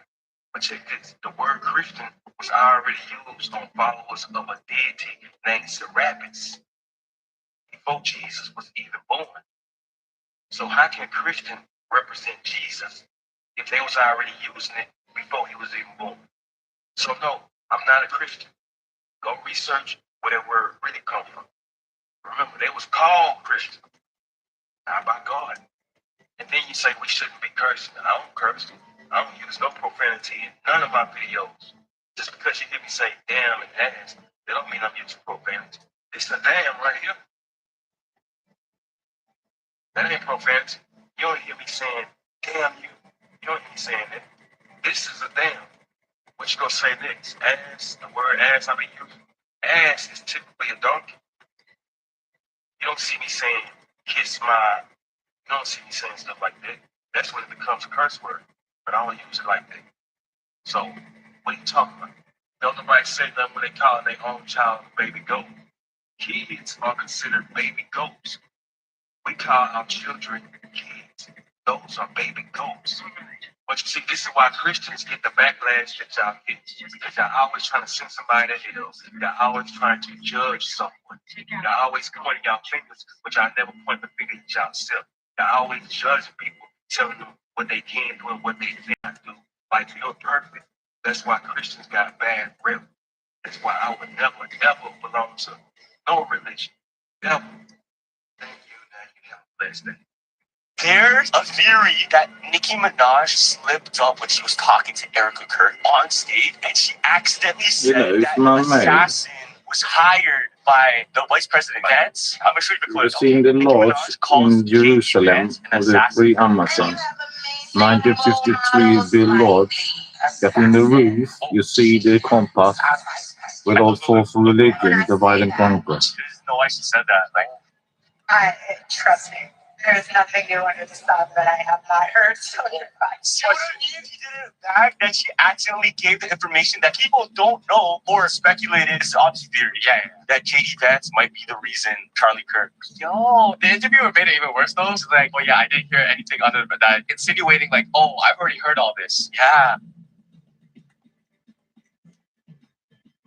And he met the last pope of the grave, the Jesuit pope. Now they have a Jesuit president, right? Crypto-Judaism built the Vatican, and they say the first Jewish president is Donald J, right? So it's Khazarians. They made a lot of effort for that. You can look up how many Khazarians there is in the north of Europe. How many there are, because they got scattered in the rules between 0 to 800. Then they got scattered. Went all around. That's why many in the Norway, before the Vikings, they are the Vikings. They made the Vikings, okay, the Khazarians. So all of them say it about the Vikings. They don't know that it is the false use of the Khazarian. Because they went up in Scandinavia and they built these scavenger called Vikings with their North mythology, with these what they did in fucking when they were ruling in Babylon. The Khazars go with the Canaanites. The thing is with the Khazars, when it was in, what it is today, Ukraine, the whole thing with the island there. The thing is, they made a war, the Khazar against the Tatarian. But then the Russian Orthodox and the Judaism and the Turkish Islam and of course, the transformed French, Spanish, and Portuguese that it was brought up. They sold themselves. You can see that with the crowns. There's so many demons in Call And all of them they became the Khazarian afterwards. But all of these religions come to Ukraine and told these Khazars you have to choose one religion because they were doing paganism. They did unholy stuff, rituals and all that. Sacrifice, as it mentions in the Bible, to be the basketball, football, that one. And That's why they were forced to pick a religion. So they picked Judaism, but they never used that. They're always claiming that. So we're still doing these paganism. And you can see with Jews, like the German Saxons, the Druid became with like the Khazarian King Knut, the Norwegian, the Vikings king. King Knut was a Khazarian. But later on, all these paganism, esotericism will continue up in Scandinavia. So the Scandinavian Norway king, year 1400, told these esotericism should be combined with the Christianity. So they made this Druid witchcraft Wicca, rebuked them, made this called Yule, Y-U-L-E, Yule. What did they say? Good Yule. They say in Scandinavia, good Yule. Because it's a dualistic. There are those who practice religion, they say the good part. And those like the Khazarians do the bad part. And look the calendar. If you go in SATAN, is calendar ritual, they have rituals on the 24th December. The Ethiopian Christians celebrate the 7th of January, the Christ Mass. But in this SATAN calendar ritual, they do an even a ritual. The one on the 24th December is called High Grand Climax, the High Grand Climax, the highest of them. Involves a lot of sick things, even parts of another one. Look that up. They're sending parts of other ones to them. And on the 7th of December, they're celebrating the Sankt Winebald Day. It's the 7th day of January under the pagan Janus. They're celebrating that. It's the same day as the Ethiopians celebrate their Christmas. So you see this dualistic form, and you can find this with the King Harold, because of King Harold under the 1400, he made sure these different beliefs was combined in together and made up Jule, the Christmas. Even though they were of Miriam, the famous Saint Nicholas, was a famous merchant, he made a lot of contacts all around the Middle Sea, and the one who went around Africa, different parts of the world under his aegis, and Saint Nicholas of Myria, today Turkey, made so many contacts, so much money. He gave away all his money because he found out, as it says in Matthew, it says that you got to sell your things. So he got rid of his things when he died. He made sure his relatives were set for life, but he made sure other people got help. That's why every harbor church of St. Nikolai is by him. Celebrate, of course, the 5th of December and the 9th of May. And that one has no ritual day by the SATAAN on that calendar. So there you see the dualism. There's a weight. Cannot be every of these holidays, but these other days, the 7th of January and 24th there, they need to be combined. Because it is by King Harold how he mixed them together. So it's not like Crowley says about at least one day a year they celebrate the evil one, the Halloween, because the Halloween is the halo. They're claiming we in. No, we're not in that. Other one is in that halo in. So the other ones, these other days as well. You don't maybe know it yet, but you can look it up. The Christmas animal of this ram is goat celebration. Messiah doesn't want you to have any goat celebration. doesn't want you to have any decor. Messiah, Christ, doesn't want you to have any decorations of a little animal and doesn't want you to sacrifice. What did he do with the merchant in the temple? When he was flipping tables of the merchants, they sold animals, they sold slaves to do different things in the temple.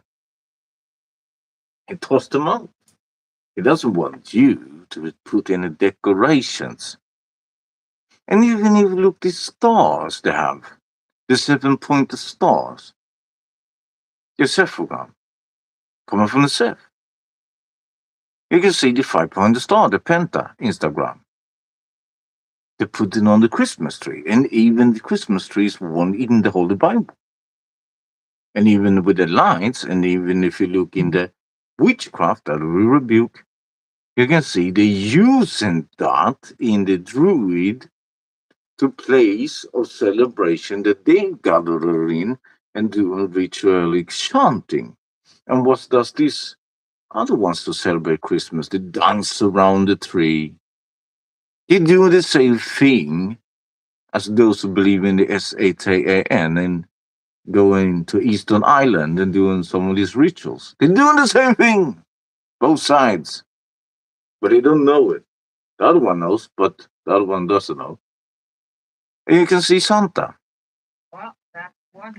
If you take the N in the word and put that N at the end, what do you get?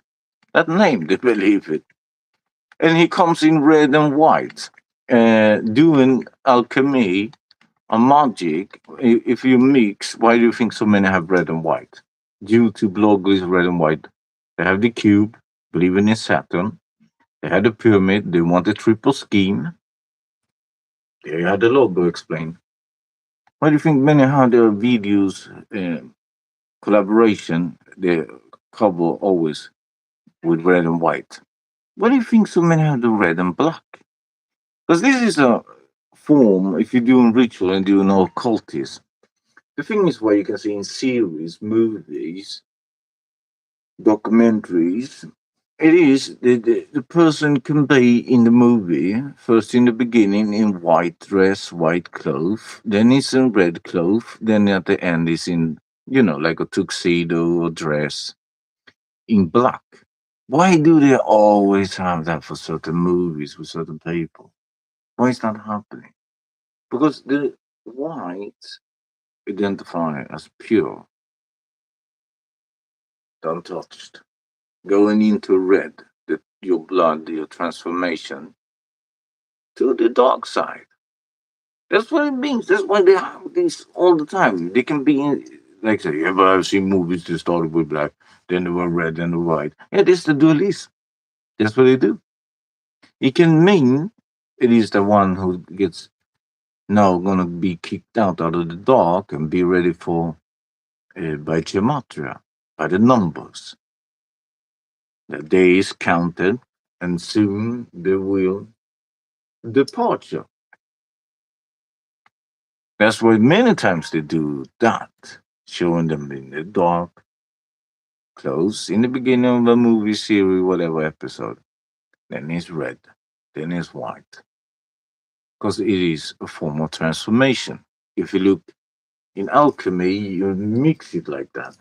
You mix the fluid as a pure, a transparent. Okay, you make it transparent, like water. Many say the blue water. What blue? Give me a blue glass of water.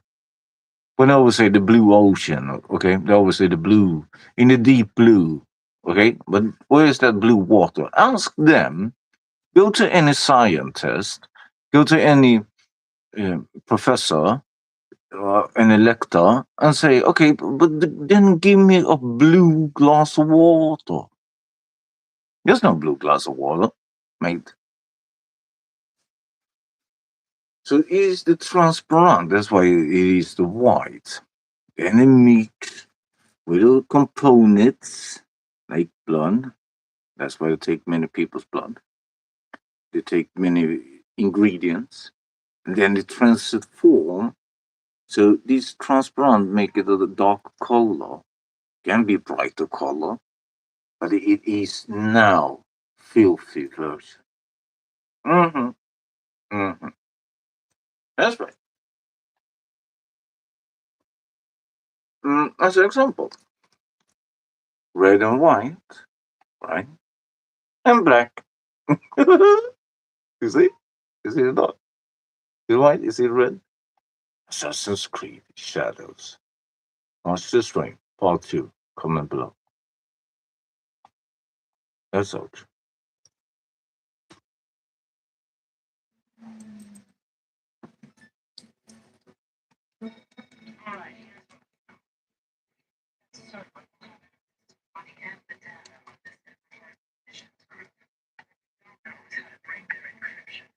I have an old colleague, FIB Tech. He works on exactly the kind of malware to hack their system. Oh, wait, I need to fix that also.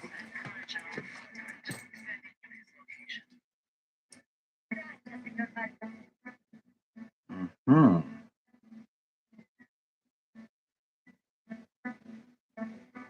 Let's show it in, please. To the leaders of Iran, you're fucking with the wrong nigga. I'm being dead ass. I'm that type of nigga who got shooters on speed dial ready to pull up and walk your whole regime down. You're all out here flexing with these cute little "we gonna assassinate you" threats on Twitter like some internet gangsters type of tough from a bunker. So please keep poking the bear and you're gonna fuck around and find out just like Maduro did. Step forward. President Donald J. Trump has been brought to court today by Venezuelan President Maduro over a dispute on who actually owns Venezuela. All right, guys, why are we here today? Thank you, Judy. It's actually quite simple. See, this stupid retard was talking a whole lot of shit on the internet about our beautiful country, and I thought about it, and I told JD Vance, hey, let's just go take his country. We can use their oil and bring all the big booty bad bitches here. It's a complete win-win. So that's exactly what we did. We own that shit now because Maduro asked for it. You know what? I don't even need to hear anything from you, Maduro. I'm calling this case closed. Donald owns Venezuela, and that's final. Ole, friends de Venezuela, here is your brand new president, Don Miguel, believe me. Today I come to give a very serious warning to mi amigo Gustavo Petro, president of Colombia. Cuidado, señor Petro. Be very careful, mi hermano. Donald Trump does not play games. I am very serious. Oh, wait, no. He is serious. Not me, because I am not Donald Trump, okay? I mean, he is, muy serio. Very dangerous when he wants something. Trust me. I know him very well. If you don't behave, he will take your beautiful country next. Poof. And then he will grab all the oil and all the thick Latinas too. Nobody steals better than him, folks. Nobody. Stay in your lane, Gustavo, or the great Donald Trump will take your country too. Viva Venezuela. Venezuela. Viva Don El Miguel. There's a theory that Nicki Minaj slipped up when she was talking to Erica Kirk on stage, and she accidentally said that the assassin was hired by the vice president Vance. I'm gonna show you the clip. Okay. Nicki Minaj calls JD Vance an assassin. And you have amazing role models like the assassin. Well, JD Vance, our vice president. Look what And when I say that, she doesn't know why she said that. Like, trust me, there's nothing new under the sun that I have not heard, so you're fine. So she did it in a bag that she accidentally gave the information that people don't know or speculated. It's an obvious theory, that JD Vance might be the reason Charlie Kirk. Yo, the interviewer made it even worse though. It's like, oh yeah, I didn't hear anything other than that, insinuating like, oh, I've already heard all this. Yeah.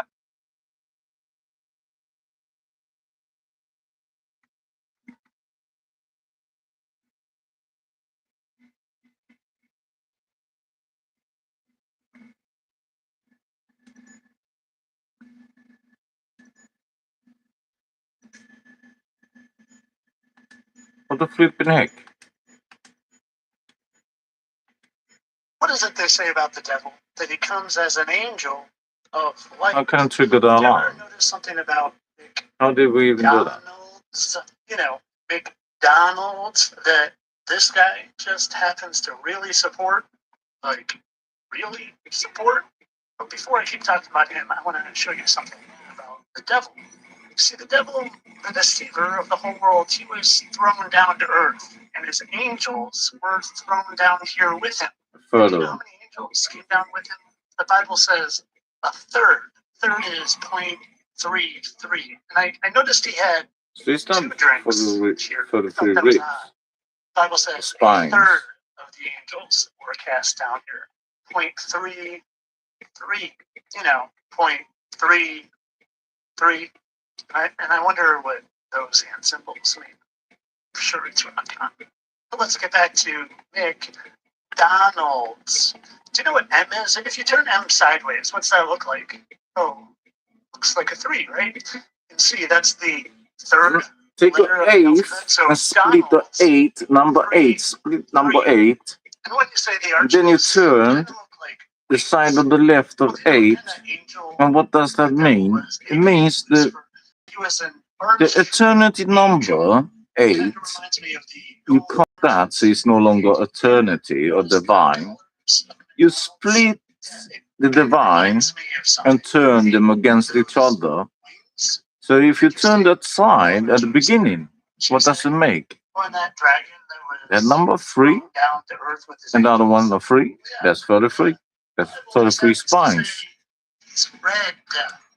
And not just like that. If you look in the German book of Hermetica, doing alchemy and magic, you can see that the McDonald's sign, the yellow sign in McDonald's, come from a magic spell. Coincidence?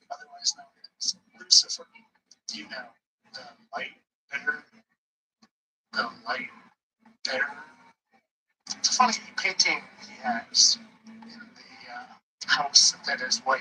Wouldn't you say? This looks like Oh wait, we need to check out the agent. What agent is this, mate? I don't know about you, but that kind of looks like the flames of hell to me. What the flipping heck? I always say they tell us the truth in plain sight. Do you really think that's accidental? How about this one? Let's say a real photo. So is that. And so is that. And this one. And what was it he said during that? Fight, fight, fight. You know what letter F is in the alphabet, right? It's the 6th. 6, 6, 6. And what were those two big ideas he had? The big, beautiful bill and build back better. I know those are B's, but it's intentional. It's because you can make it look like a 6. Do you know what floor he lived on in his penthouse? You guessed it, didn't you? Did you guess it? What number you dialed? Yeah, 88 minus 22. Did you ever see the painting that the man himself posted? What is that? Kind of looks like a horn to me. Kind of looks like horns to me. You know what else is funny about the Bible, too, is that it talks about them having a king over them, which was the angel of the bottomless pit, a king over them. Ever heard of the No Kings Rally or MAGA King? Yeah, and that angel of the bottomless pit, his name is Abaddon, or Abad Don. Oh, and that comes from Revelation 9:11. You know what 4 plus 5 is? And it's 9. Do you know what 4 plus 7 is? I bet you guessed it. 9:11. 9:11. Abaddon, otherwise known as the devil, or Lucifer. And do you know why Lucifer, the light bearer, was kicked out of heaven? Kicked out of heaven with his 1/3 of his angels, his 0.33 angels, because he and his angels wanted to be worshipped like the Most High. Not just like that. It was also the prosecutor in the courtroom in heaven. It was the prosecutor. Free will. Well, I would have them worship me willfully. I would come as an angel Let me just double check this for hang on the computer. of light. I would get them to worship me in my archangel wings.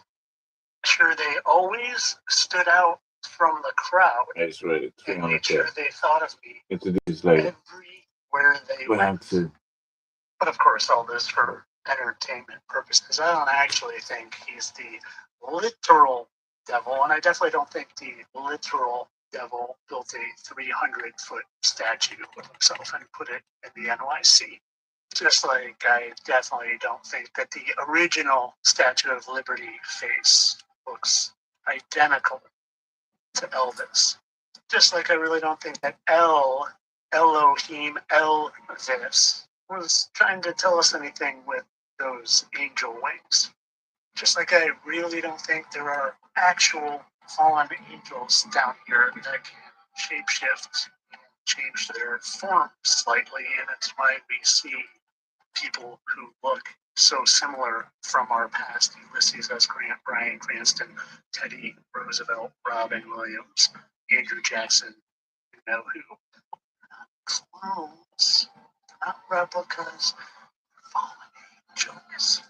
They're here, deceiving all the earth, getting you to worship them. The political world, on the TV, D. Martin, Cosmo Kramer, shapeshifters. In the athletic world, Wilt Chamberlain, Kobe Bryant, Travis Kelce, literally the dude that started the Pony Express.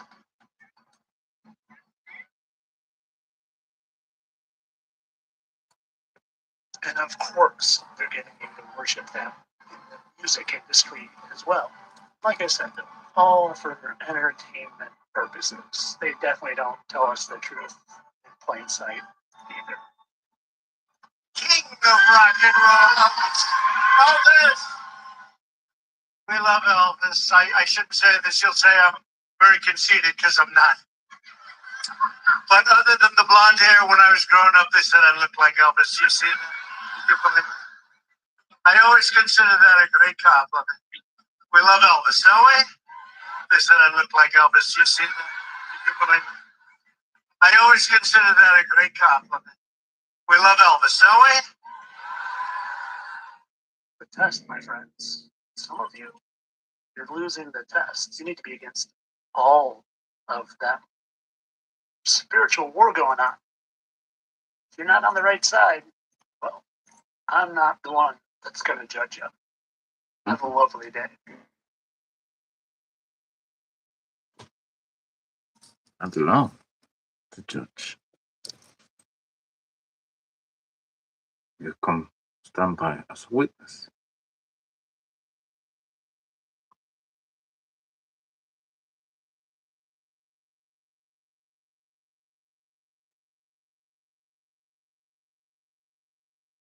If you have a neck hump, do this. If your breast's too sagging, do this. If your shoulders are rolled inward, do this. If you have a double chin, do this. Every morning, if you can do 50 hip raises like this, your glutes are going to firm up. And if you do 50 hip openers every morning, your inner thighs are going to firm up. And if you can do 50 side twists My belly's getting low, so your V lines will look sharper. And if you can do 50 reverse we keep it here. We do every all of morning, those you can see the highs, spine to lower belly. all these Finally, preps is done. finish off with 100 I don't think the seconds of arcade. alternating knee The raises arcade, every maybe we morning should do to tighten your some. core. Let's just take a quick look on arcade. Because the batteries are getting really low, and I don't have that extra battery charger. Wait, flipping out. And then, and the external cord doesn't reach. Flipping out. Oh my days. Yeah, but take a quick look. Flipping out, right.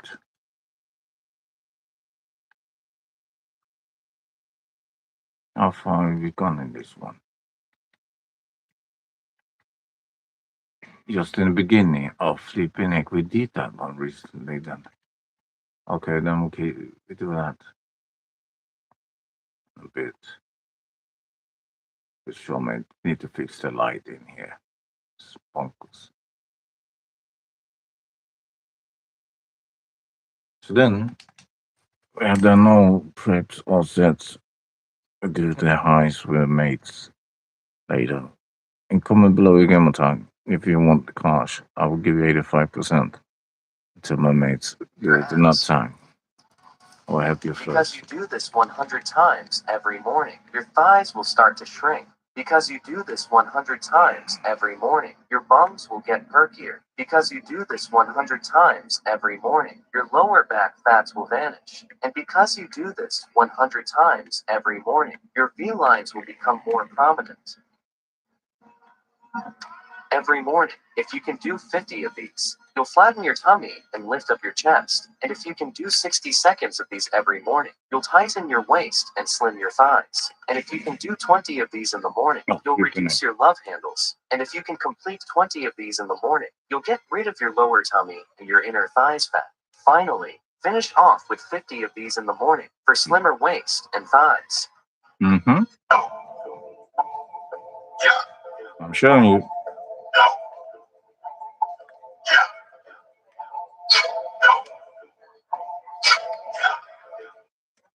Because you do the happy baby stretch, your lower back will thank you. Because you do the lazy cat stretch, your upper back will thank you. Because you do the cobra stretch, your spine and posture will thank you. Because you do the pigeon stretch, your hips will thank you. Because you do the thigh stretch, your knees will thank you. And because you do the frog stretch, your lower back and hips will love you. If it is sagging here, do this exercise. If it is rounded here, do this movement. Outfit. If it is high here, Black plate carrier. if it is thick here, do this exercise. If you do 100 Y races every Upgrading day, and grip your here, so what's the collarbone system will be be great. and if you do 100 Ik heb zelf nog wat de next one hold up. your back hump will be gone and your shoulders brought back. And if you do 100 upward presses every day, you'll tone up your arms and there'll be less sagging at the armpits. And finally, if you do 100 wide bursts every day, your back will become more defined. Because you practice holding this movement 30 seconds every day, your hips will open up and they'll move more freely. Because you hold this stretch 30 seconds every day, your back tension is gone and your lumbar spine will love you. And because you like holding this stretch 30 seconds every day, your lower back pain will vanish and your spine will realign. No gym, no problem. For your arm, for your chest, do this. For your shoulders, do this. For your back, do this. For your glutes, do this. For your abs, do this. For your obliques, do this. For your quads, do this.